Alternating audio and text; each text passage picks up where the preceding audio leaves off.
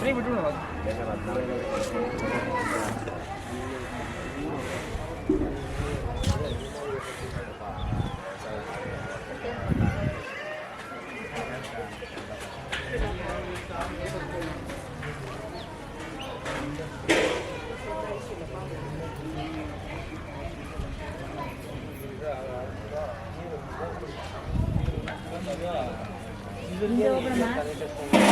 ಏನು ಮಾಡಲ್ಲ ಇದು ಎಲ್ಲ ಇಲ್ಲೇ ಇದೆ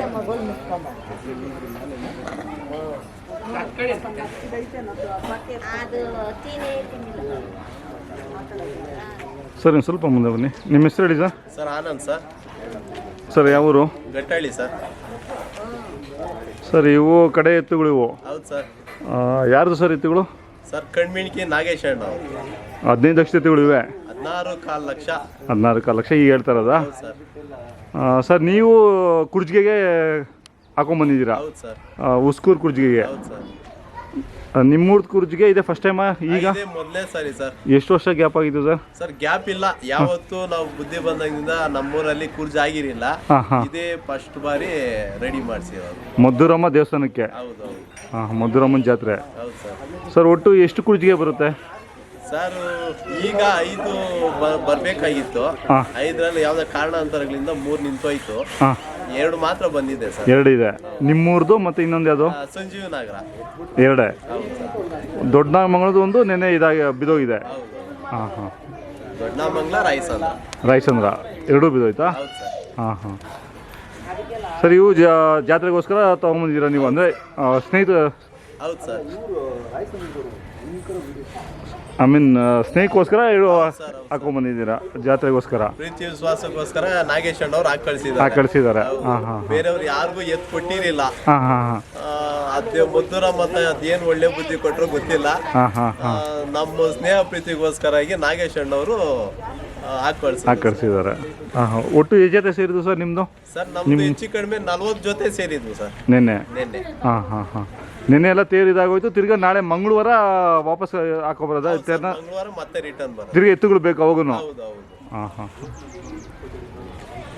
ಕರ್ನಾಟಕಕ್ಕೆ ಅತಿ ಹೆಚ್ಚು ಬೆಲೆ ಅಂತ ಹೇಳ್ಸ್ಕೊಂಡಿದ್ದು ಓರಿ ಅಂದ್ರೆ ಕಣ್ಮಿಣಿಕೆ ನಾಗೇಶ್ ಅಣ್ಣ ಅವ್ರ ಓರಿನೇ.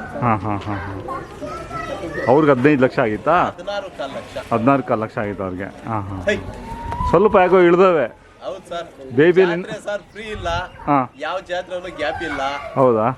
ಗ್ಯಾಪ್ ಇಲ್ದಿದ್ದ ಕಾರಣ ಎತ್ತು ಸ್ವಲ್ಪ ಡೌನ್ ಆಗಿದ್ದಾವೆ. ಅಲ್ಲ ಬೇಬಿಯಲ್ಲಿ ನಾನು ವಿಡಿಯೋ ಮಾಡಿದ್ದೆ, ತುಂಬ ಇನ್ನೂ ಸೈಜ್ ಆಗಿದ್ವು ಬೇಬಿ ಜಾತ್ರೆಯಲ್ಲಿ. ನೀವು ಬುಧವಾರದವರೆಗೂ ನಿಮ್ಮನೇಲಿ ಇರ್ತವೆ? ಮನೇಲೆ. ಬುಧವಾರ ಕಳಿಸ್ತೀರಾ? ಹೌದು ಸರ್. ನೋಡೋಣ, ಯಾವುದೋ ಒಂದು ಮಾತು ಹೇಳಿದ್ದಾರೆ, ದೇವ್ರು ಒಳ್ಳೇದು ಮಾಡಿದ್ರೆ ನೋಡೋಣ. ನೀವೇ ತಗೊಂತೀರಾ? ಈಗ ಎಷ್ಟು ಜೊತೆ ಇದೆ ಸರ್ ಅವ್ರದ್ದು ಮನೆಯಲ್ಲಿ? ಸರ್ ಮನೇಲಿ ಇಲ್ಲ ಸರ್, ಈಗಿರೋದು ಒಂದೇ ಜೊತೆ. ಹೌದಾ?